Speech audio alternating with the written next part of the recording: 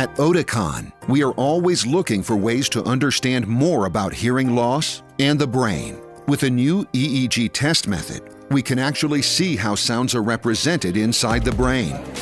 For people with hearing loss, situations like these are very difficult, and it only gets harder when people are talking at the same time. This is because hearing loss degrades a person's ability to perform selective attention. Selective attention is our brain's natural ability to organize and prioritize sounds. It enables us to focus, suppress noise, and switch our attention when necessary. And poor selective attention can radically affect our social lives. For the first time in the industry, we can measure selective attention by using a groundbreaking EEG test. This new test mimics the restaurant situation. It was designed specifically to gain deeper insight into the biggest challenge faced by people with hearing loss, namely following conversations in a noisy environment. The loudspeakers in front represent two people talking at the same time, while four loudspeakers behind create babble noise.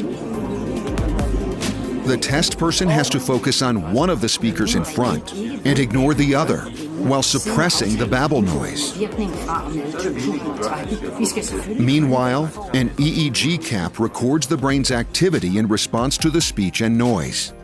Afterwards, the test person answers questions to check if they understood what was said. In this way, we can test two hearing aids against each other or assess a specific hearing aid feature.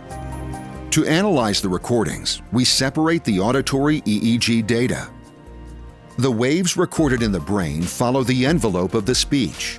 This means we can compare the EEG signals with the envelope of the actual acoustic signal from the loudspeakers. A computer algorithm sums and averages the data into the three different sound sources: the speaker in focus, the ignored speaker, and the babble noise.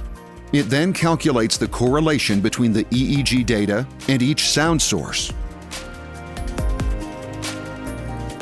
The strength of the EEG signals is displayed as a bar chart to give us an image of how well the test persons can organize the sounds.